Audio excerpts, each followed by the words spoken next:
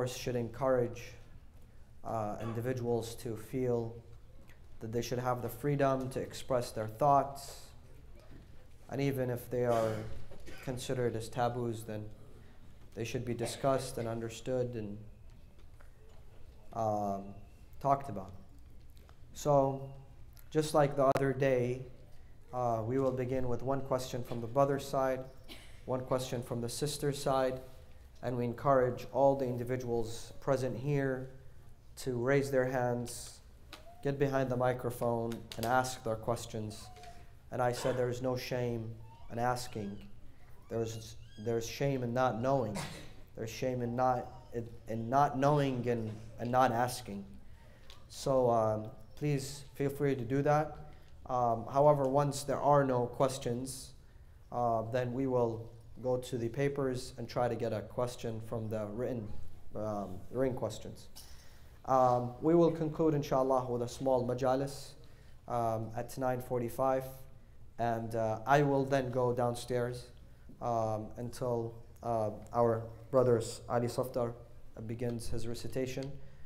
So that would be about a 40-50 minute wait time downstairs. For those who have questions, we can continue the session there.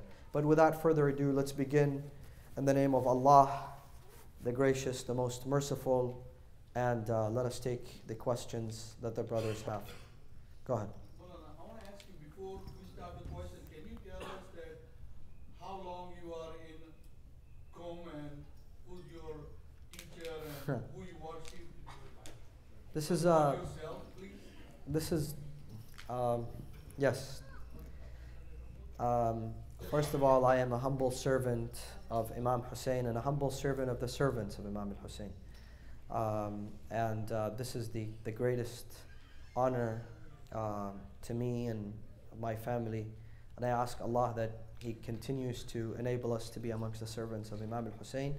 I went to Qom 12 years ago, and I had studied the introductory levels prior to going to Qom. So I started from, I would say, the master's level, if we want to make a comparison so that it becomes easier for people to understand, and finished that, and then moved to the higher education, which is partly the book of Kifaya, and after that, Bahth Kharij. It's been almost 6 years, 5 to 6 years, that I have been attending Bahth Kharij with esteemed scholars. Amongst them, and the greatest of them, is Ayatollah al-Udma al-Sheikh Wahid al-Khurasani. And I've attended also Ayatollah Milani's classes. I've attended the classes of the likes of Sayyid Munir Khabbaz, who's a student of Agha Khoyi, and Ayatollah Sistani. As you know, Ayatollah Sistani has very few students that are actually doing Bahth Kharij now, as he lived in a time where not many people could have attended his class. Amongst his top students is his son, but his son teaches in Najaf. So Sayyid Munir Khabbaz is amongst his students. May Allah prolong his life. Also the student of Agha Khoyi and Sheikh Wahid Khurasani. And amongst other scholars that the list is long, so to make it shorter, some of the students of Sayyid Muhammad Baqir al-Sadr, I've attended with them.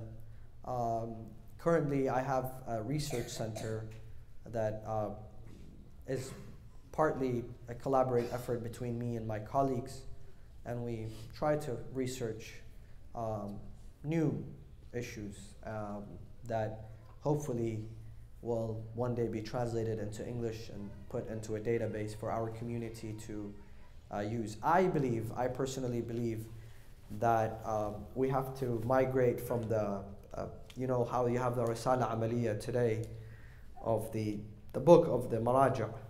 And I believe it's very difficult for people to understand it. I feel that it's not a comprehensive book. Even though it's written for the average people and written for the average Joe, but an average Joe would never be able to understand it. There's too many terminologies that confuse people. And also it has no explanation. I think slowly with the works of scholars, especially those in the West, we have to have a summarized Risala which is very easy to comprehend versus a very difficult one, with an explanation. And the explanation has to be in the form of, if there is an ayah, if there is hadiths, if there is a consensus among scholars or disagreement among scholars. So, for example, today we have over 600 masail when it comes to salah, namaz. That should be, nobody's really going to memorize 600 masail before they pray. But I think 60 is good. So if we bring 60 and we explain it to people, the most important one of them, and then if they still have questions besides those 60, then they can refer to the extended version of the masail. As far as family ties, my grandfather, Ayatollah Sayyid Murtada al-Qazwini, is the Imam of Haram of Imam Hussein, and may Allah prolong his life. He's been there for 12 years now after the fall of Saddam, and I think that's about it. Other than that, then I would just be wasting your time. And last thing I want to ask you is, in Iran, when you finish the study, do you have anything like certificates or something? Like when we finish the MBA or... Yes, yes. So the Hawza, both Hawza of Najaf and both Hawza of Qom, they have two different ways, however, of certifying people.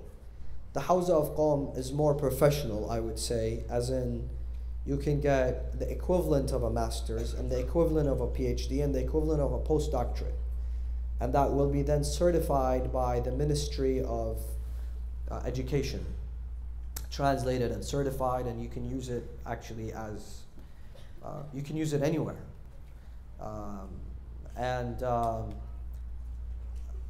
And also some universities in Qom, such as University of Mufid, will teach you the exact same Hawza courses, but from an academic point of view, which makes it quite different actually. And then you can acquire a PhD from there. Jama'at Mustafa also offers degrees and even offers ijtihad. So for those who want to pursue that. So there are several ways of accrediting people. However, the Hawza of Najaf really doesn't do that. The Hawza of Najaf relies on the reliable teachers. So for example, if you say, I studied Kifaya or Makasib or Asail, the most important books, with such and such scholar, for example, with Brother Bilal. They say, who's Brother Bilal? Say, oh, he's Brother Bilal. Nobody knows Brother Bilal, so that's not really an accreditation. That's why the major teachers in Najaf are known. The ones that teach Kifaya, the ones that teach Asail. And if you say, I've studied with this person, this particular book, then you should be able to get a written statement from your teacher that this person attended my class, he understood my class, and that's sufficient, you know, to say that. And then when you become a mujtahid and you attend Bahath Kharaj, then usually what they give you is ijazat riwaya. They say that this person can represent us in hadith, represent us in, and you know, then you may even able to attain ijazat ijtihad and become a mujtahid. And at that point, anybody, there are very few maraja' that would actually give a certificate of ijtihad. You know, for example, Ayatollah Khoi had, God knows, hundreds of students that were actually mujtahid. There's no doubt, but he, I think, gave to less than 5 people the written statement. Because I believe when a mujtahid gives a written statement of ijtihad to another mujtahid, he actually makes him a candidate to lead after him.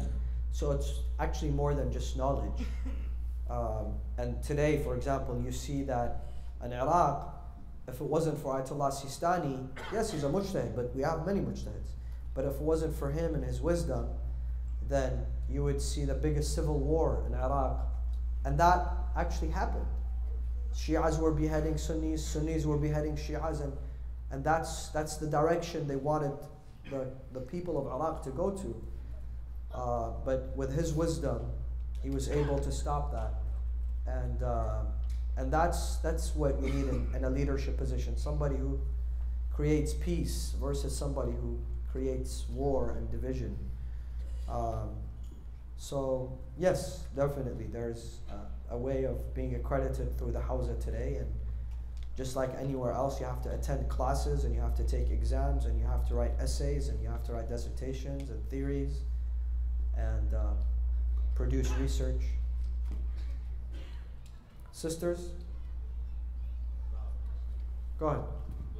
We need to give them a mic. Mic is coming.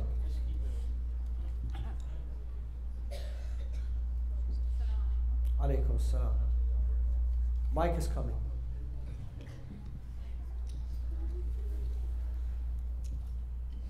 My question is religion only supposed to be a role of a mother and taught to her children? What is father's role in it? The father's role is to run the Dairy Queen.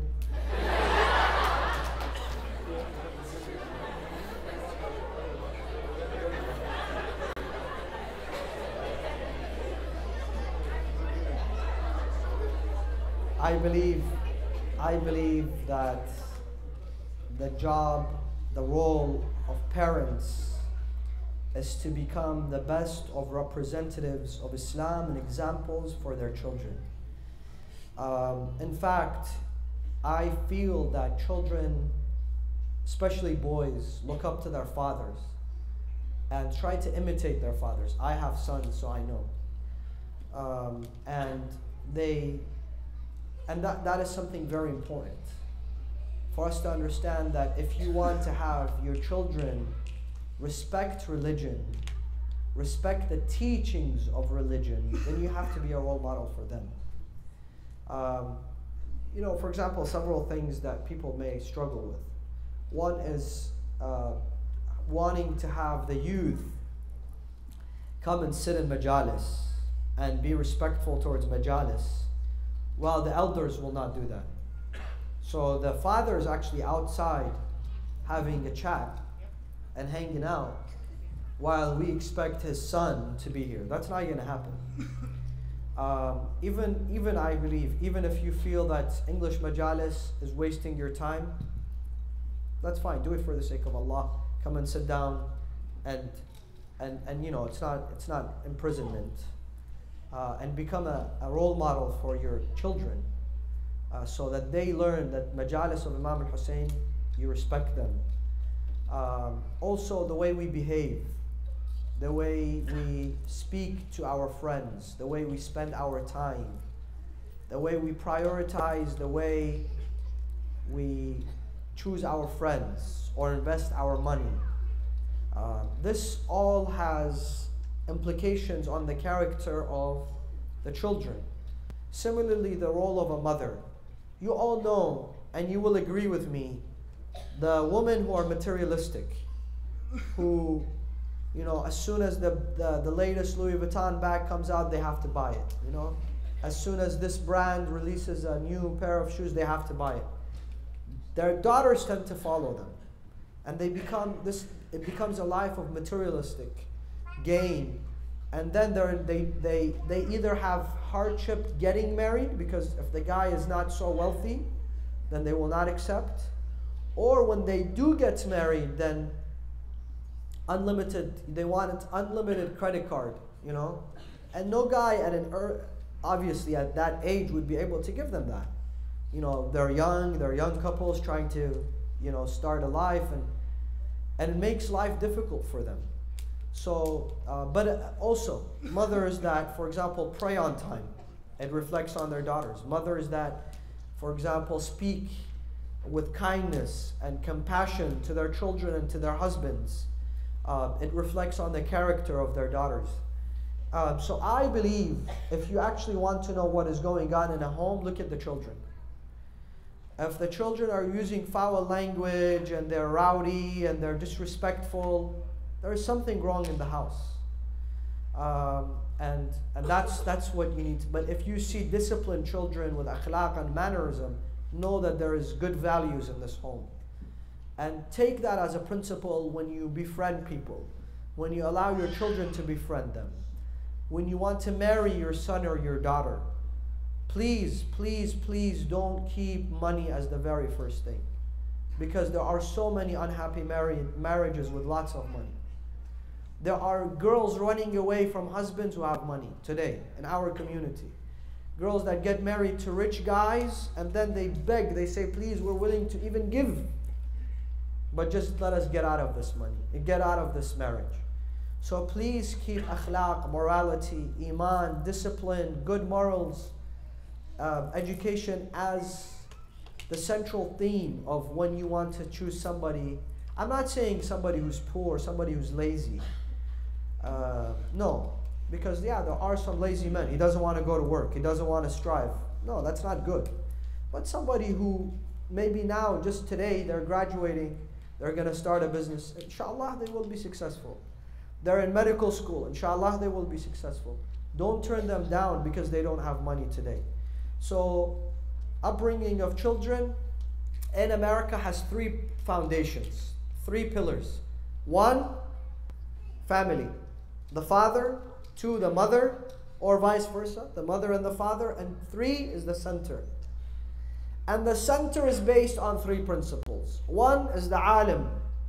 You cannot have the nicest, most beautiful hospital, but without a doctor. You say, you know, we're about to have a heart surgery. Look at the bed in this hospital. It's very beautiful. Look at the elevators. Very nice. Look at the bathroom facility. It's really nice. Look at the nurses. But then, this guy is not a real doctor. He just acts like one. Would you go into that surgery room? No, never. Religion is the same thing. Masjid is a hospital for the ruh of the insan. And it's very important that we get the best doctors. You know, when you want to do a surgery, you go for the best. You look at the ratings. And, you know, if this guy has killed like 5 people last week, you know, you don't want to go in that surgery room with him. So, no, really. And religion is the same thing. Go look at the history of the speaker and this Maulana. Has he erected communities and established powerful intellectual communities, or has he wrecked them? This is important. This is part of the resume. And so number 1 is alim. Number 2 is that the center should not confuse people. Center tells them they're one identity, school tells them they're another identity, family tells them they're another identity, Islam tells them they're another identity. No. Should not be a place where there's culture clash. And number 3, there should be a good community. A good community of believers, of mu'mineen, of mu'minat, that are really sincere and putting their community in a good place. And brothers and sisters, let me give you a humble brotherly advice. There is problems in every community. There is no community that has, this is earth, the definition of earth. Allah says to Adam, you're getting out of paradise to earth. And in earth, there is problems. This is what Allah says in the Quran. And we live in earth, right? So there's going to be problems. Instead of being complainers, let us be those who work together to help. Instead of complaining about Jawad Qazwini is not a good speaker. Okay, come and tell him in his face. Tell him, what is the problem you have? What did I say that you disagree with? When did I act wrong? And I will try to fix myself. But if you tell 10 people behind my back, how am I going to be able to fix it? If I don't like, for example, the leadership, and I tell 50 people I don't like this guy, it's not going to help. This is not help.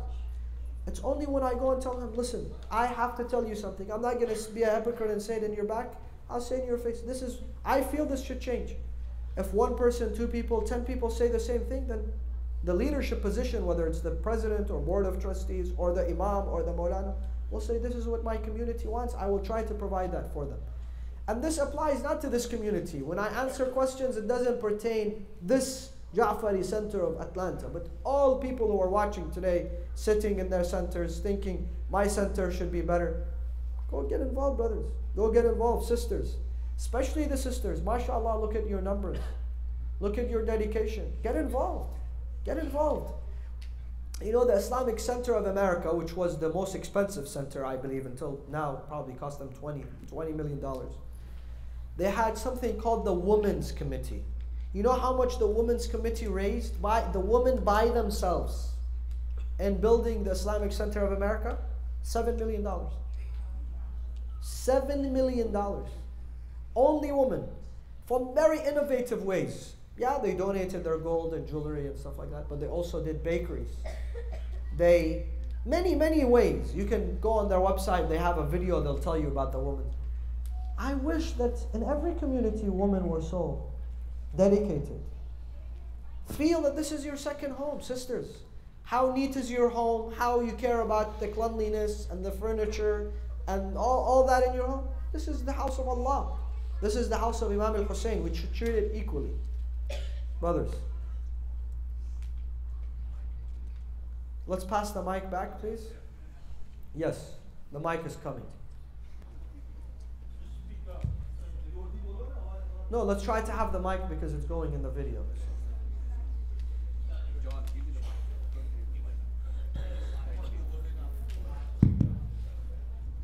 I have a question with the two-part. Number one, this is for my all young kids. Yeah. How many, I mean, it's a taqleed thing. Yes. Are we allowed to do more than marja, more than one marja?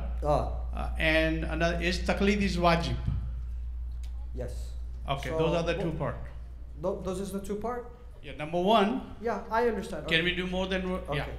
So basically, if you go to the Risala of Ayatollah Sistani today, you find that Ayatollah Sistani himself speaks of the notion of what's called the tab'id.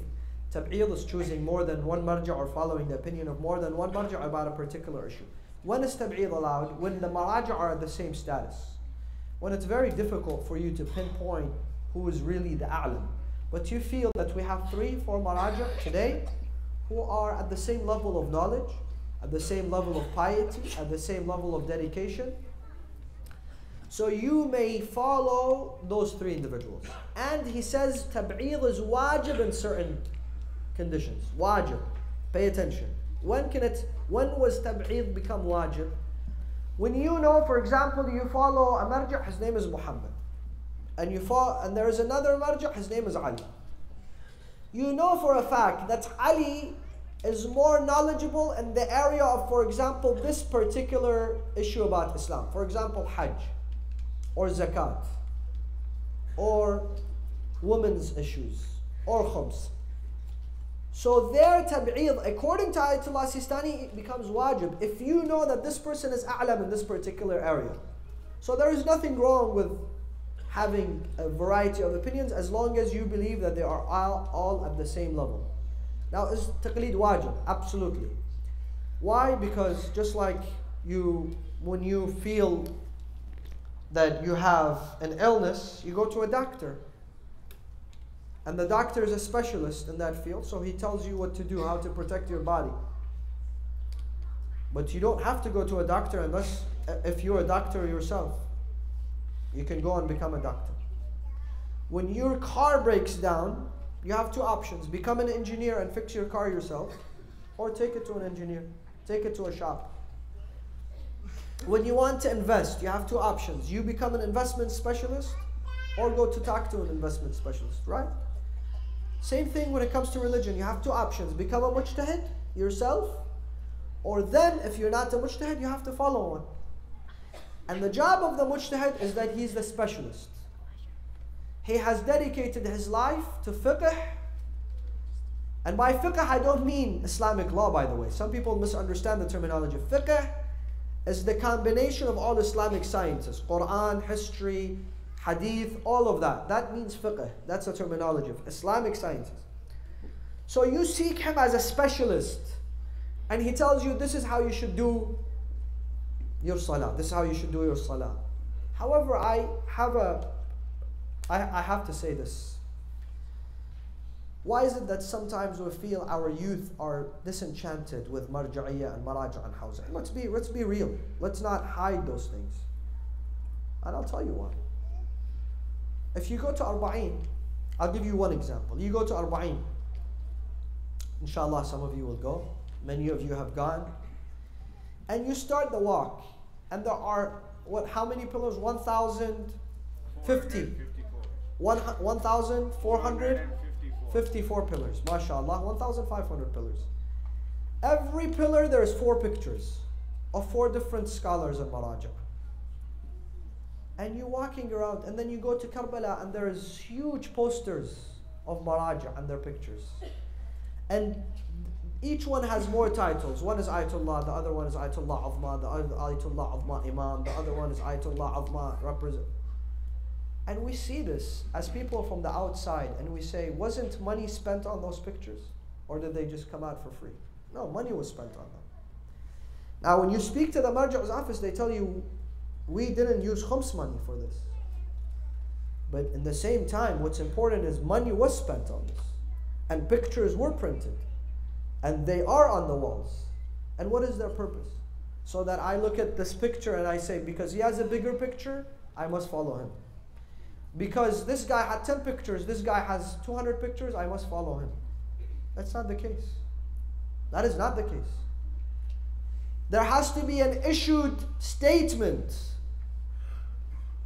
And I know for a fact that Ayatollah Sistani has done this. That I don't want anybody to spend money on my pictures. And I don't want you to print my pictures. And I don't want you to post my pictures. If you have extra money, please go print. Please give it to the aitam. Please give it to the orphans.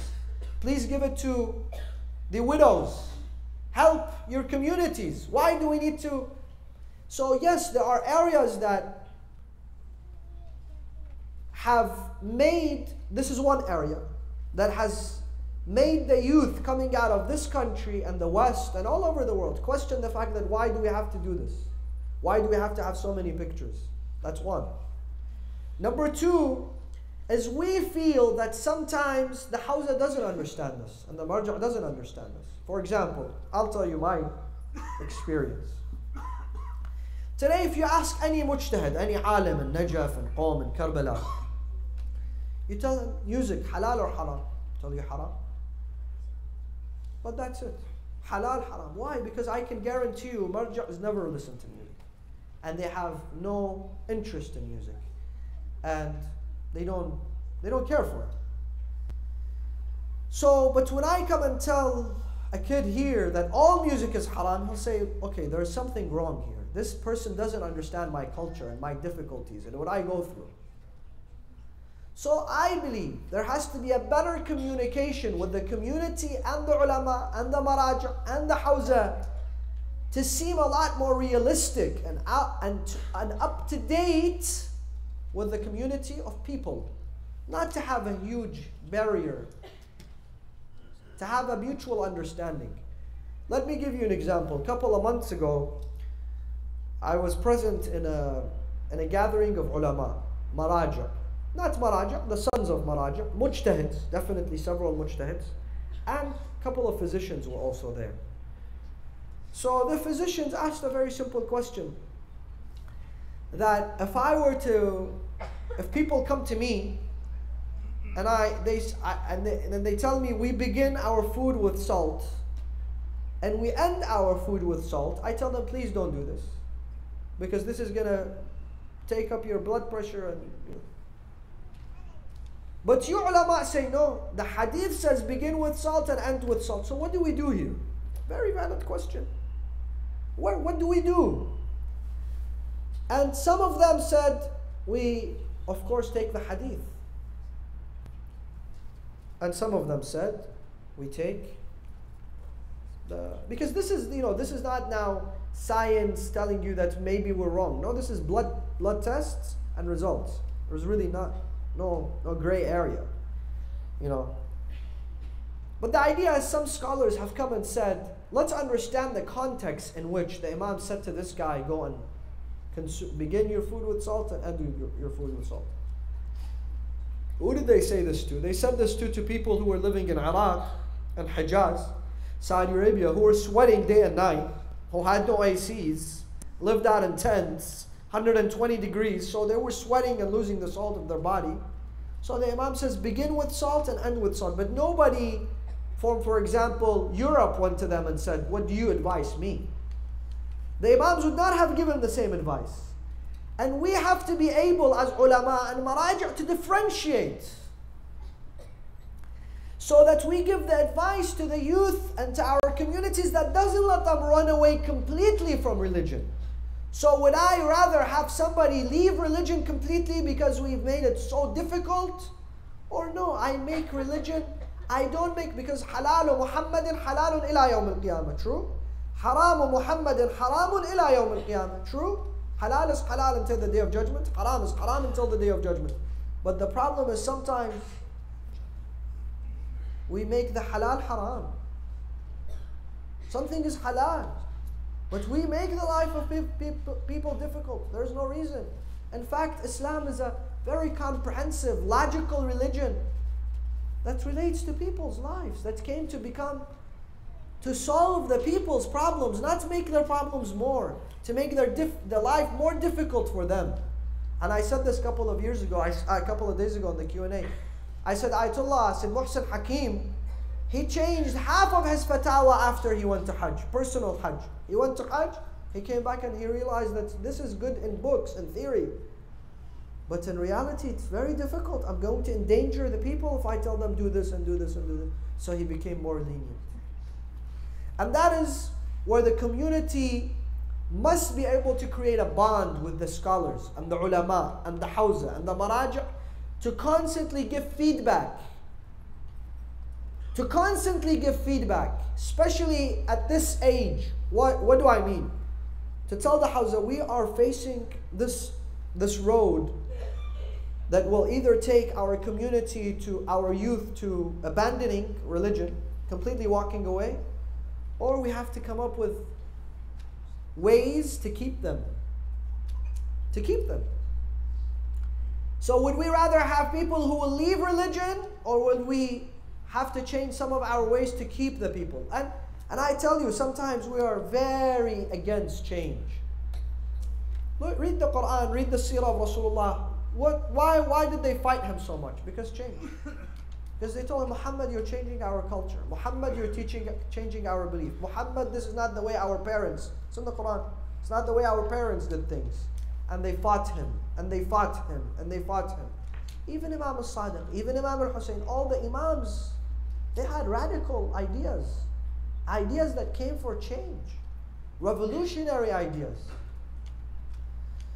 And what good does it do if we're stuck in the same place and we don't change? You know, I went to a community, I read for them, and I went 10 years after that, and I told them this from the minbar, straight. I said to them, 10 years ago, I read here, and I remember those people, each person has a designated seat. Each person has a designated seat. If you see the seat is empty, know that this guy, he's traveling, he's not in town, or he's not present today. The carpet is the same. The minbar is the same. The people are the same. Trustees are the same. Nothing changes. Nothing. I told them, brothers, how many times have you changed your cars and your homes? And everything has changed in your lives, but the masjid and the jamaat and the markaz, no change. Nothing whatsoever. This is wrong. This is why you will feel people get bored and leave. Does that answer both your questions? Sisters, let's pass the mic, please.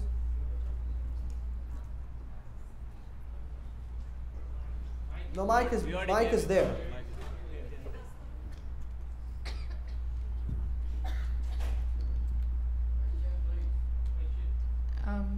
So for the youngsters, as far as social media goes, how should they use it or not use it at all?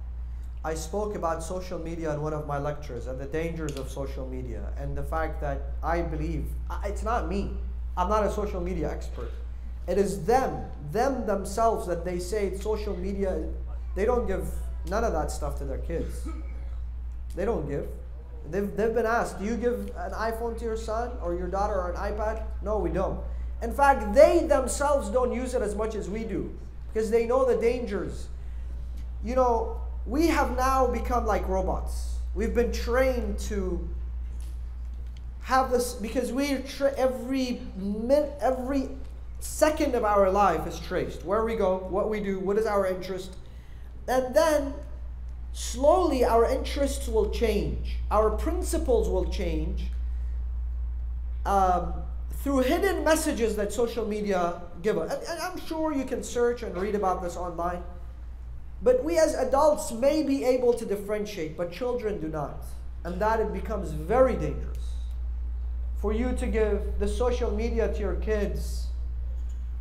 And you know how dangerous it is. Social media has no filters. You know that, go and look up the amount of harassment, child harassment, that happens on the internet towards kids. Go read. This is very dangerous. This is serious.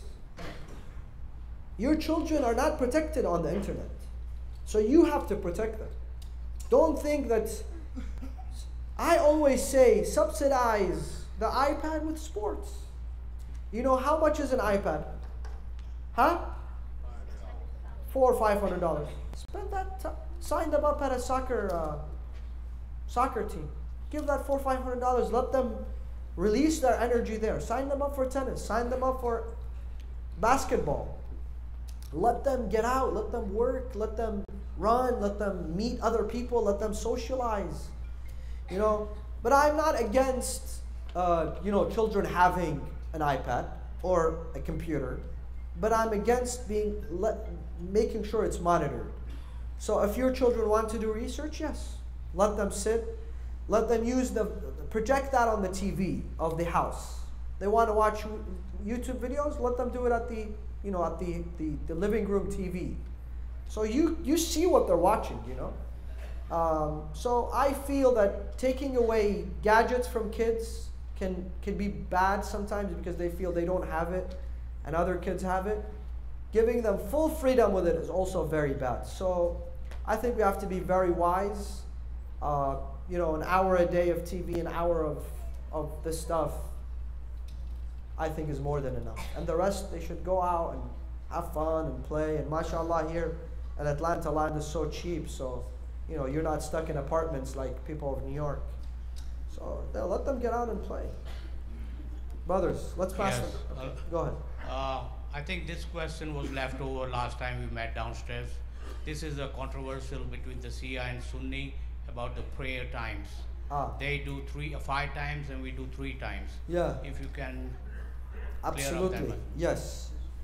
The norm of that, regardless of what people tell you, the norm of that, the Prophet prayed 5 times.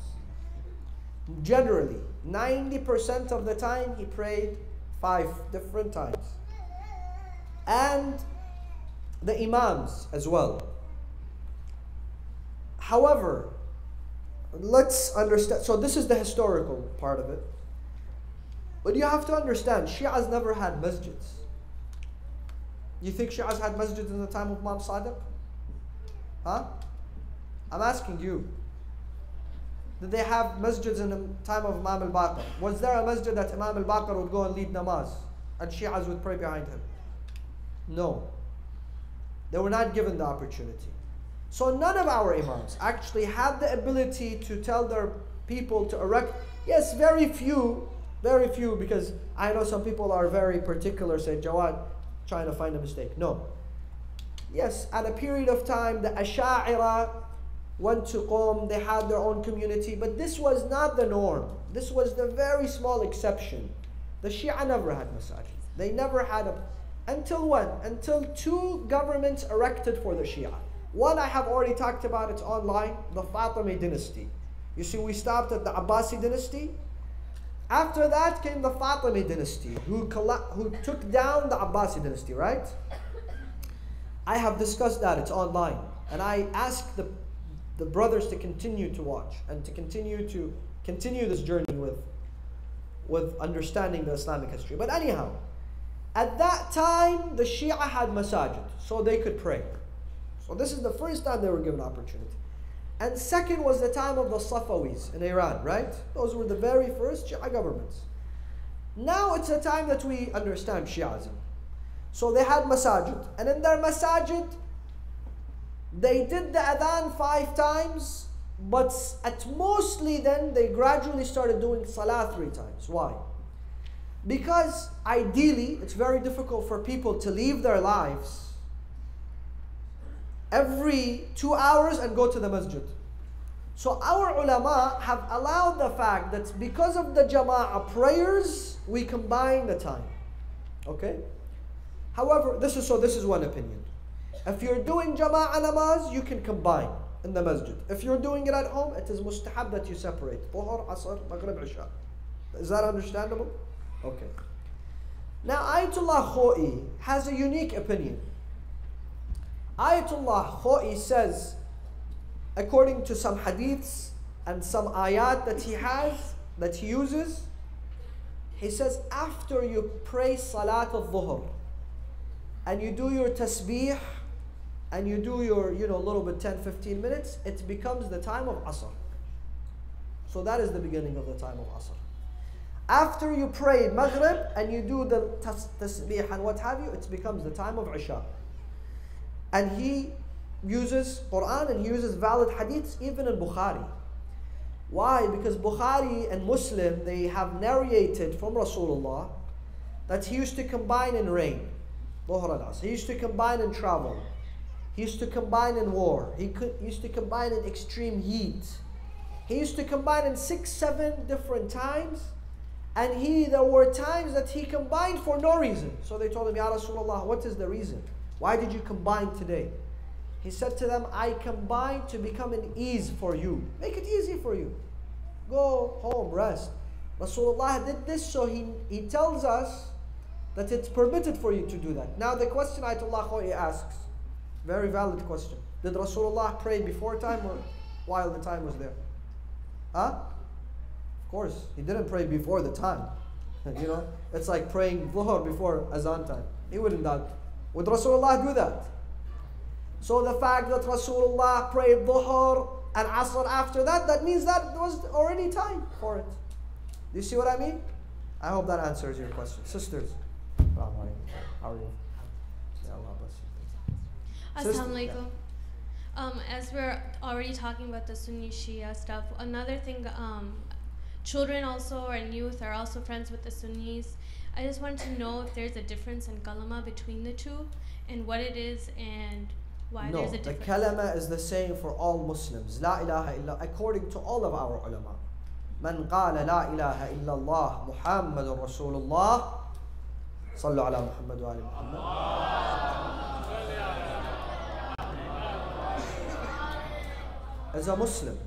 As a Muslim, however, we the followers of Ahlul Bayt add a part that is not wajib in saying, but it is wajib to have an aqidah. It may not be wajib to say it, but it is wajib to believe in it. But we say it to reaffirm our belief. You see what I mean? And we say, Ashhadu anna Aliyan waliyullah. Why? Because Ali was appointed by Rasulullah and by the Quran as the Khalifa of Rasulullah. And after him, his son Imam Hassan and Imam Hussein and Ali ibn al-Hussein and Muhammad ibn Ali. And this is not for Shia. Let me tell you, this is in Bukhari. This is in Muslim. Al-Khulafa'u min ba'di ithnay ashar. Rasulullah says, Khulafa after me are 12. Kulluhum min Quraysh. All of them are from Quraysh.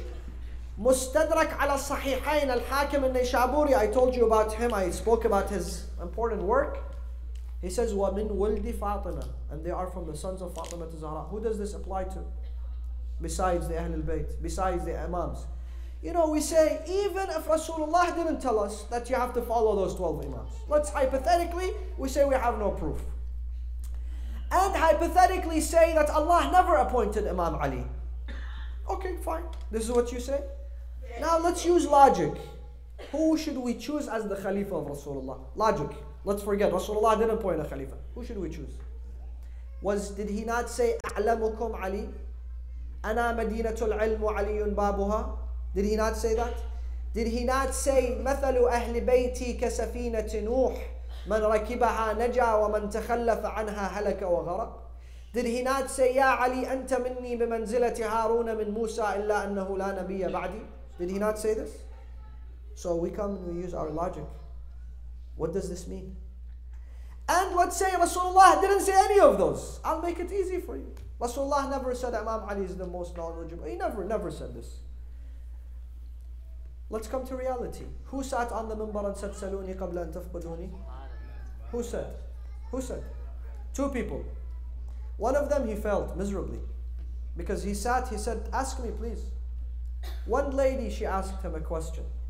She said, if somebody doesn't have water, what should he do? He has no water, he has to do ghusl. What should he do?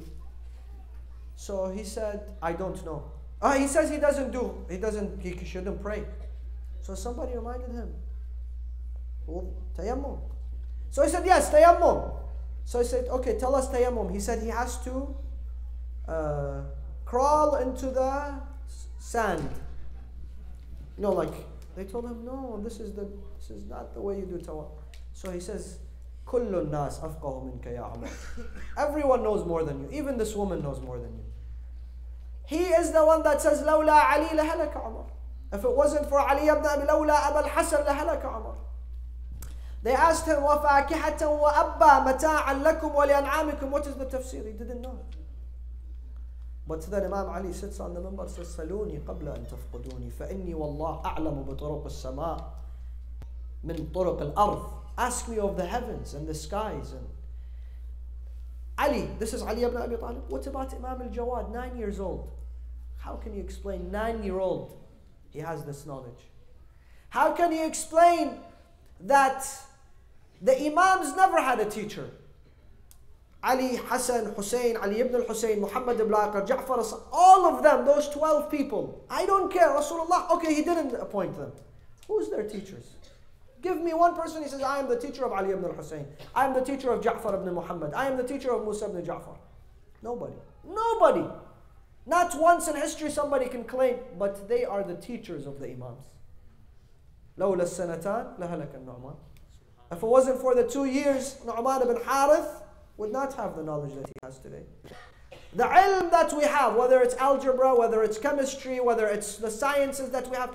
In fact, they tell you there was a time that the Muslims were the peak of the knowledge of the... Where did that knowledge come from? It came from Ahlul Bayt. There was a time that people used to travel to learn algebra from the Muslims. Who was the one teaching them the algebra?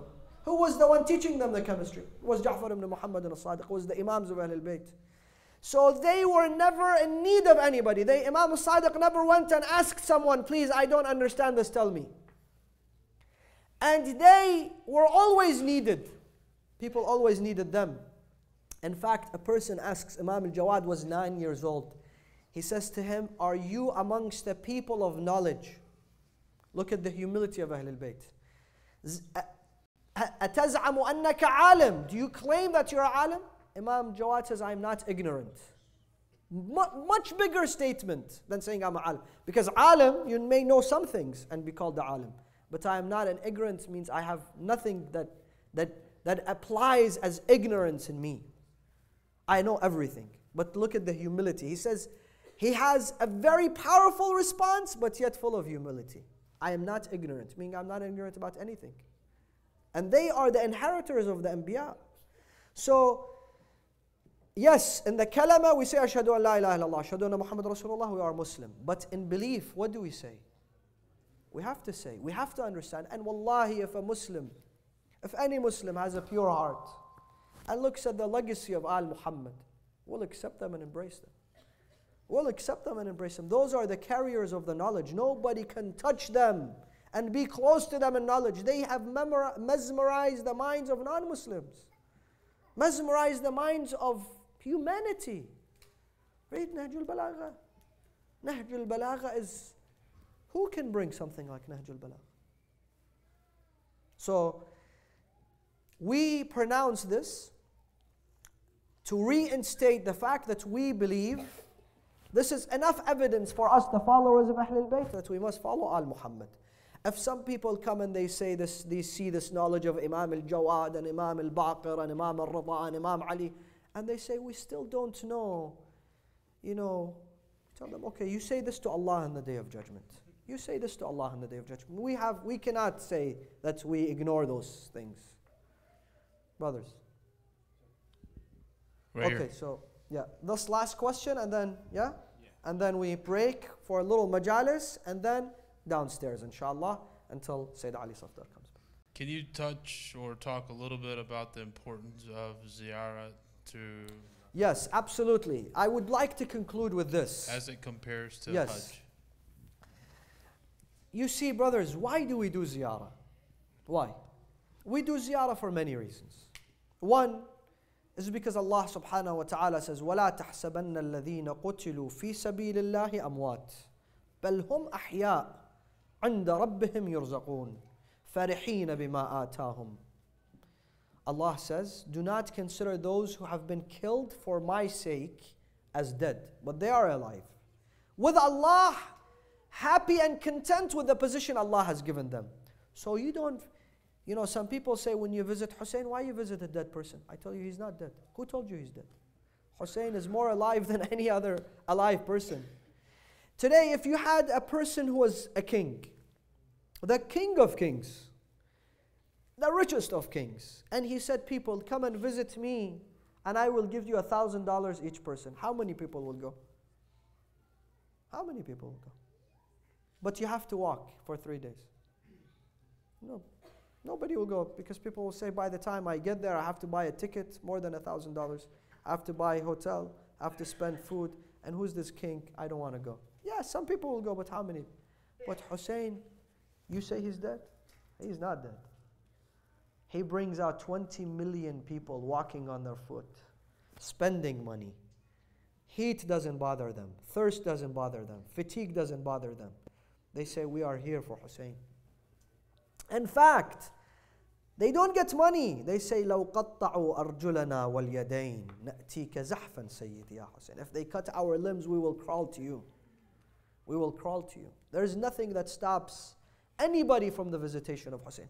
You tell me he's dead? Who can have a sufra of feeding 20 million people every day? Nobody goes to Karbala and says, one day I was hungry, one day I was thirsty, one day. This is Imam al-Hussein. Look at how rich he is, and look at how generous he is.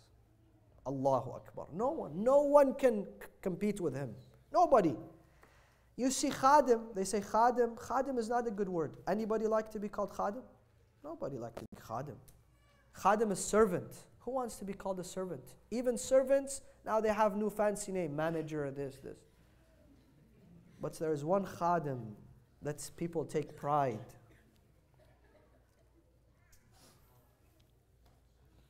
And that is the khadim of Abu Abdullah. People take pride to be his servant. People take pride, they saying, let's massage the feet of the Za'ar of Imam Hussein. I have seen people, they kiss the feet of the Za'ar of Imam Hussein. Who taught them this love? This comes from Allah. Allah has a plan. His plan is Hussein. And we visit Imam al-Hussein because we obviously have to honor him. Allah says honor him. They are alive. You honor them. But number two is because we connect to the principles of Imam al-Hussein. What are the principles of Imam al-Hussein? We learn from Imam al-Hussein. We say we are here at your madrasa to learn from you. What did you teach us? He teach us equality. Just like he put his head on the head of Ali al-Akbar, his own son, he took John, who was a black slave, and he put his head next to him. This is Hussein. The compassion of Hussein, the forgiveness of Hussein. Who would forgive Hur besides Hussein ibn Ali? Hur ibn Yazid. Who would cry for his enemies? He says, those people will be going to hell and punished because of me. He cries for them. He prays for them. Allahu Akbar. This is Hussein ibn. Those are the things we don't just hear in Masa'ib, but we learn from them. And wallahi, brothers, let me tell you this. You might think Sayyid is very old school, this. But let me tell you, do not leave Hussein. Do not leave him. Any moment of your life, because you know his power. You've seen his powers. And you know how rich he is. And you know how powerful he is. And you have all seen blind people by birth. They go to him and he gives them shafa. Some people across the world, they take some of his turba and they get shifa. People have big miseries and problems. Imam Hussein stands with them. Don't leave Imam Hussein. Don't let anybody fool you and tell you that this is old, this is useless, this is this. With Imam al-Hussein, be smart. Today, everybody, why they buy the iPhone? Because it's the most powerful company, because it's the best phone. Because people see with their own eyes. Imam al-Hussein is no longer a theory. Imam al-Hussein is no longer an idea. The world sees Hussein. 20 million people, they come to him, giving their respect to him. The world in the 1st of Muharram until the 10th of Muharram, the world changes. The world changes. Azadars everywhere in the world. People wearing black everywhere in the world. People being fed in his sufra every day in the world. Who has this power? Who has this? Allah has given Hussein unlimited resources. Unlimited might and glory. Use this. Don't let your days pass and you don't have a relationship with Imam al-Hussein.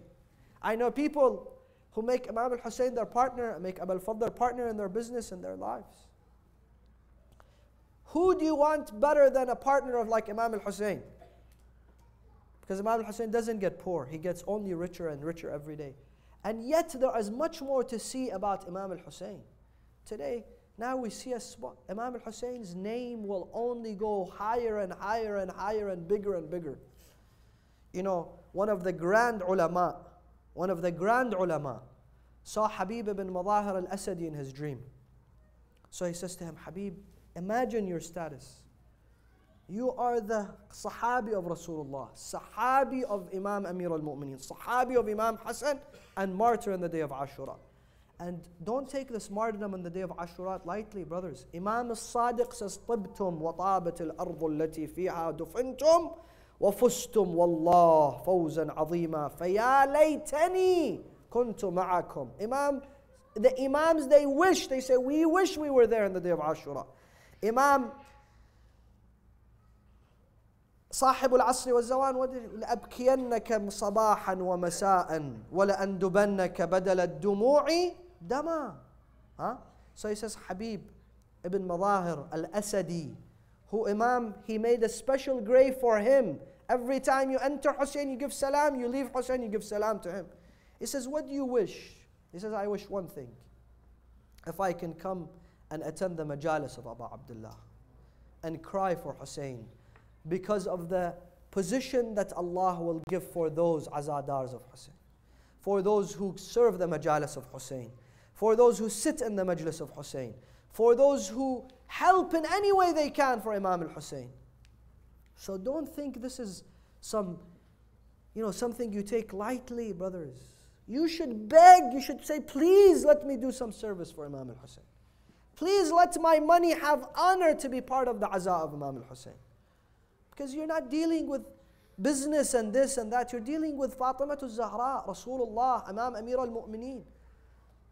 Imam al-Sadiq says it is wajib upon those who know Hussein is the Imam to visit him. Wajib. To be there. To be amongst the Za'ireen of Hussein. And let me tell you this. Imam al-Sadiq, he was seen as crying and tears. And this is a sahih hadith. Sahih, immaculate chain of narrators. Gold. The chain of narrators is gold. Alim from alim, faqih from faqih, until Imam al-Sadiq. He says, I went into Imam al-Sadiq and he was crying and praying, and then he says, Allah, oh Allah, forgive the Zuwar of Hussein. Brother, do you know who's praying for you? It is not Marja' and Alim. Jaffari ibn Muhammad Sadiq prays for the Za'ir of Hussein. Allahumma ghfir li ikhwani. He says, my brothers, Zuwar, Jaddi al-Hussein. Then Allah says, then Imam al-Sadiq says, if the skin has changed because of the heat, oh Allah, do not let the fire touch the skin. Oh Allah, forgive them, this. Until this companion says, Ya ibn Rasulullah, I never knew this grand position for the Za'ir of Hussein. Listen to this. He says, أما تحب أن تكون ممن يصافح رسول الله في يوم القيامة. Don't you want to be amongst those who shake the hand of Rasulullah on the Day of Judgment? He said, of course, Ya ibn Rasulullah. He says, زر الحسين. أما تحب أن تكون ممن يصافح أمير المؤمنين ولما. He says, yeah, of course, Ya Rasulullah, I want to be with them. He says, زر الحسين. and tell those who do not visit Hussein to visit Hussein. Someone comes to him, he says to him, when was the last time you visited Imam al-Hussein? He says, a couple of months ago. He says, not acceptable. Visit Hussein as much as you can. And you know, when you visit somebody, what happens? Allahu Akbar. They repay you the visit. They repay you a visit. And Imam al-Hussein, when he comes to visit us in the grave, if you visit him once, twice, 10 times, 20 times, they say that Allah removes the adhab from all the people of the Qabristan. Why? Because Hussein is there. Allahu Akbar. The mercy of Allah, the compassion of Allah. But we have to be the za'ir of Hussein, arifan bihaqqih. Arif, knowing his position, knowing his haqq, knowing our duties towards him and his blood. Not enough for us to just wear black and do matam for him. No. The akhlaq of Hussein, the principles of Hussein. This we have to take and embrace. The true khadim follows everything the Mawla and the Master tells him. Not sometimes say, we follow you here, we are khadim, but this time we don't follow you. What happens to that kind of employee? They fire them. Right? So make sure, brothers and sisters, you don't leave Hussein. And you understand his position in your life. And you carry Hussein in your chest your whole life until they put us in the grave, inshallah. And there we see the face of Imam al-Hussein. Let us take our hearts for moments, several moments, only a couple of moments, for the tears that we shed for Imam al-Hussein, salawatullahi alayh, the tears that his grandfathers and his father and his mother, Amira Fatima al-Zahra, shed for him. يا سيدنا ومولانا إنا توجهنا واستشفعنا وتوسلنا بك إلى الله وقدمناك بين يدي حاجاتنا يا وجيها عند الله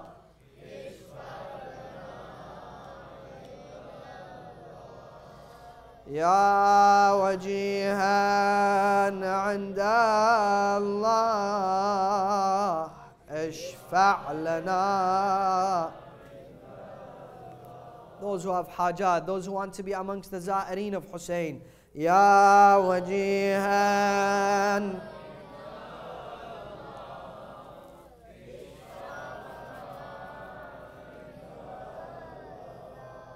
I'm going to remind you of one incident after the 10th of Muharram and inshallah conclude. The time that they had burned down the tents and the children and the aitam of Imam al-Hussein and al-Muhammad were running from one tent to another. And the fire had caught the clothes of the kids, and As-Sayyida Zainab was embracing this yatim of Hussein and that yatim of Hussein and holding them and giving them comfort. They say after they burned down the tents and they took the women and children as captives, then Umar ibn Sa'ad la'anahullah decided that he's going to give water to them. They brought the water to the children who were dying from thirst, but when they gave them water, nobody would drink. They tell them, children, why don't you drink? They said, how can we drink when my brother was slain, thirsty? When my uncle was Abbas was slain, thirsty? When our Mawla Imam al-Hussein was slain, thirsty? Then they put the children and the women on the back of the camels. As-Sayyida Zainab helped the children. She helped the widows of Hussein. She helped her sisters, the rest of Bani Hashim. Then of course she would not allow a foreign man to help her to sit on the back of the camel. So she looked towards the Euphrates. She says, Abbas, Abbas, my brother, weren't you the one who helped me get on my camel when we left Medina? Abbas, the son of Ali, get up and put me on the back of my camel. How can you tolerate foreign men coming and helping me? She spoke to Abbas. Then she stopped and she said, how can you do that? The son of Amir al-Mu'mineen, when they have suffered your hands. Abbas, من تلي جبتني وبيدك يا خويا ركبتني. Abbas, I want you to stand up. She speaks to her brother, the son of Amir al-Mu'mineen, their protection. I want you to stand up and look at the situation of the women and children and count the whips that have fallen on the back of your sister Zainab. سيعلم الذين ظلموا أي منقلب ينقلبون والعاقبة للمتقين. نسألك اللهم وندعوك باسمك العظيم الأعظم الأعز الأجل الأكرم يا الله. 10 times يا الله.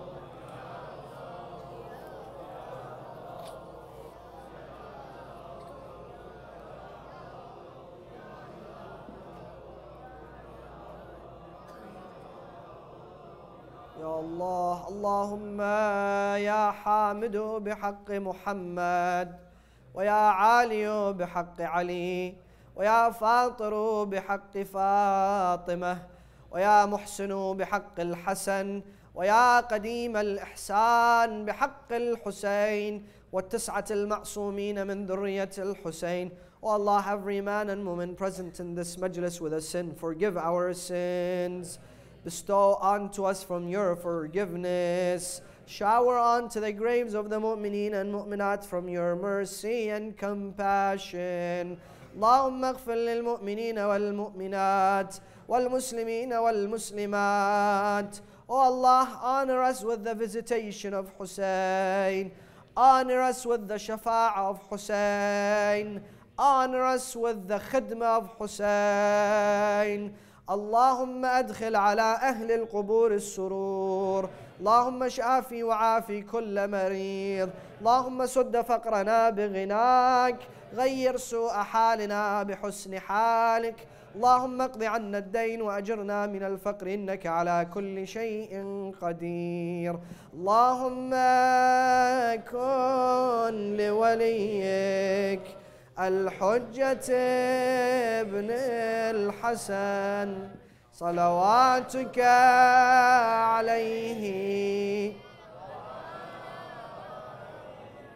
في هذه الساعة وفي كل ساعة وليا وحافظا وقائدا وناصرا ودليلا وعينا حتى تسكنه أرضك طوعا وتمتعه فيها طويلا برحمتك يا أرحم الراحمين. وإلى أرواح المؤمنين والمؤمنات والعلماء والشهداء وخدمة الحسين, and to every person who has passed away from this community, and to the parents of those who have participated, and those who have attended, and those who have been watching online, and all the mu'mineen and mu'minat, and the za'ireen of Imam al-Hussein. Al-Fatiha ma'a as-salawat.